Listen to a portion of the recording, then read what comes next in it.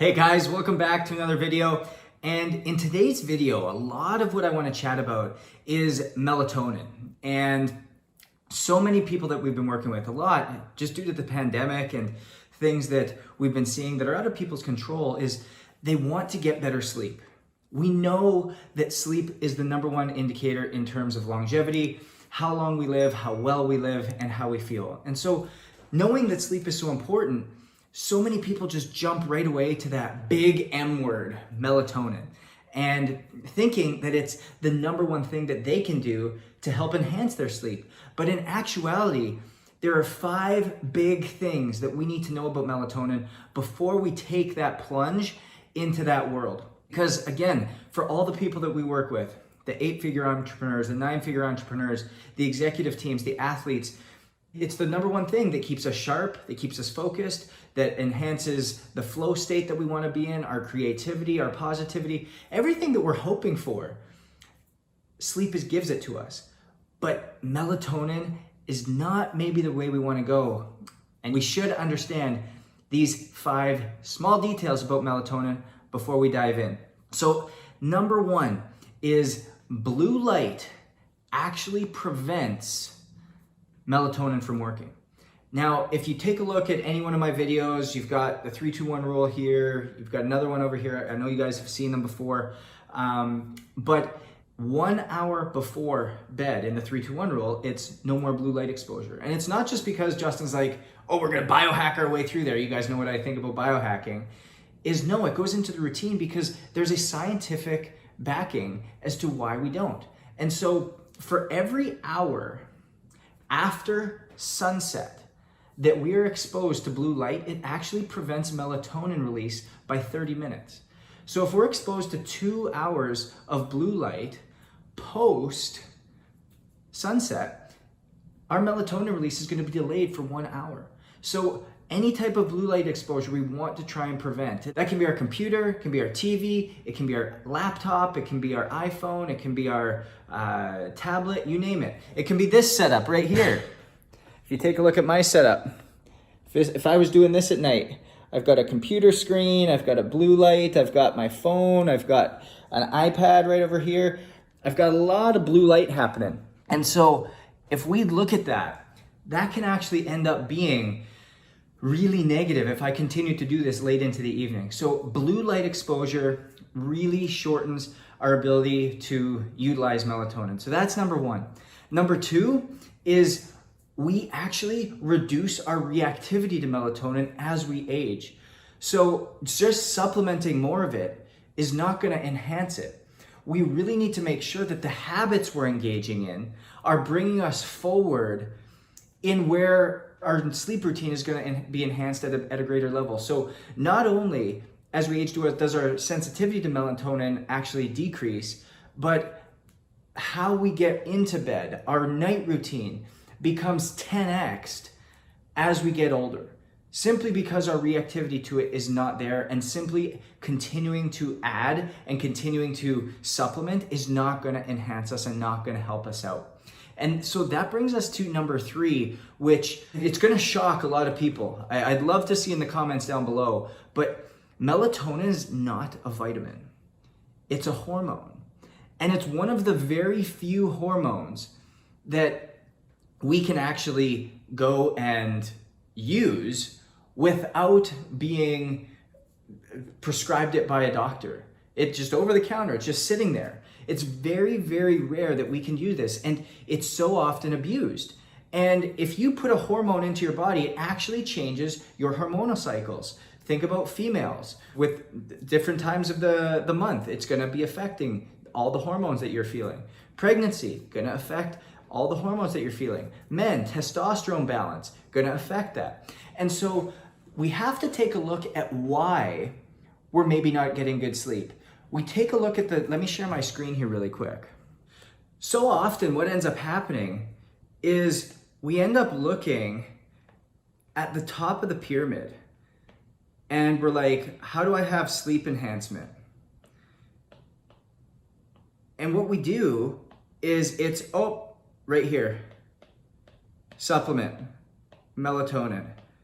But we've forgotten the base of the pyramid, which is actually our rituals. And so by all of a sudden doing this, we put ourselves in a really compromised position because we're continuing to add melatonin supplementation, knowing that it's a hormone and its impact on us is so detrimental. Because let's think about it. We have all these receptor sites, okay? And out here is melatonin.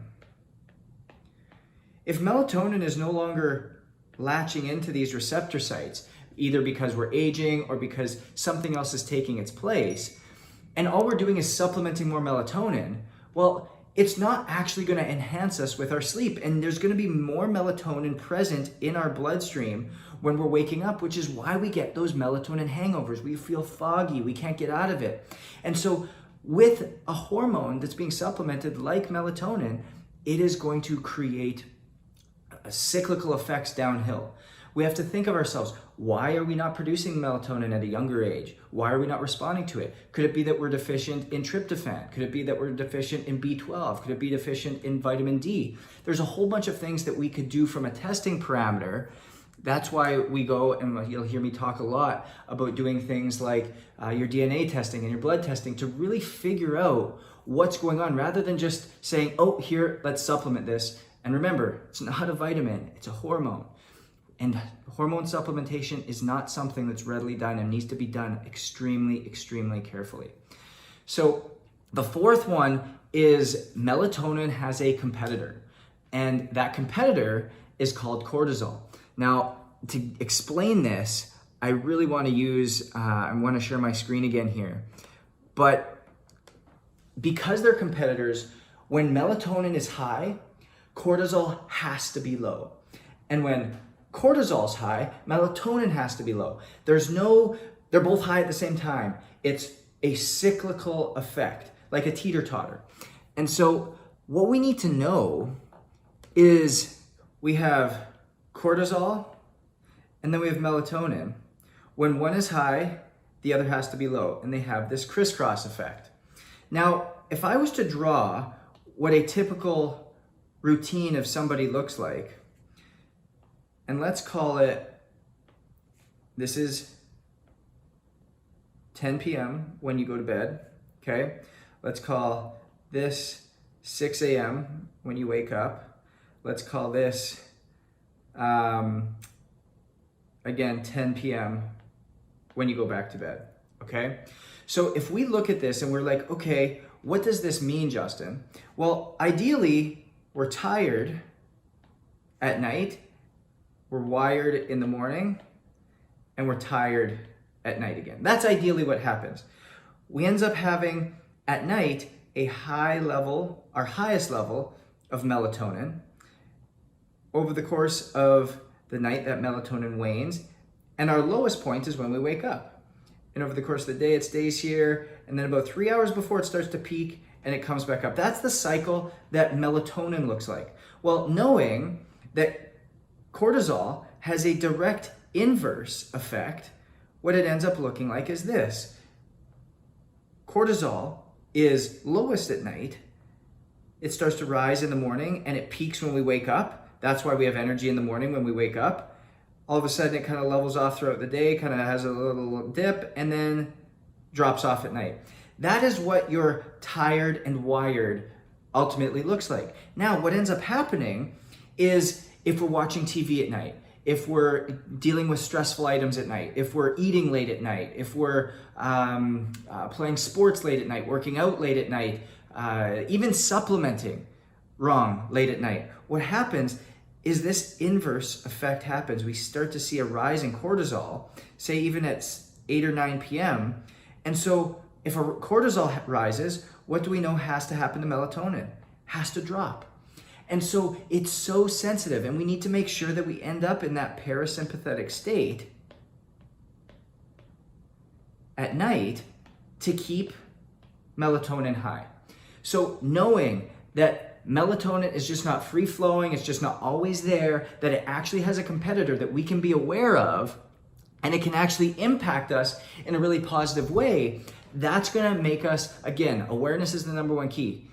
make us aware as to what we're doing and understanding that our habits have a big impact and that we don't have to just go and supplement it right away.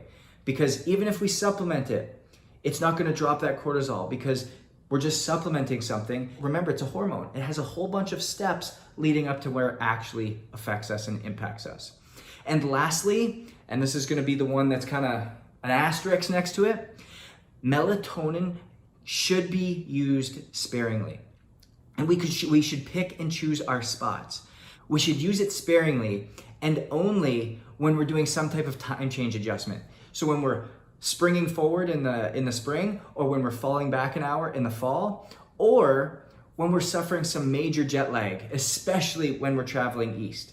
And so that's really the only time that we want to utilize it, because it's going to give us that sleep that we need. It's going to get us in there, but again, not impact us on a greater level where our hormones are going to be all out of whack and we're not going to be able to move in that right direction.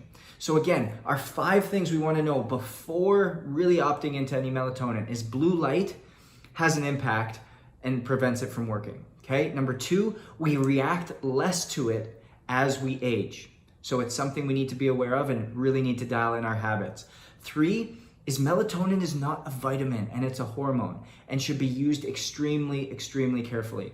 4, melatonin has a competitor and it is called cortisol, and thus controlling our cortisol patterns at night is extremely key. And lastly, the only time we want to kind of rely on melatonin is when we're traveling east or with any type of time zone change. So guys, knowing how you can impact this, be sure to hit subscribe at the bottom of this so you get more videos just like this. You can enhance it. We can really not biohack, but what we can do is use data for your benefit so that you can be better, be more, and ultimately impact at a greater level. Go on it.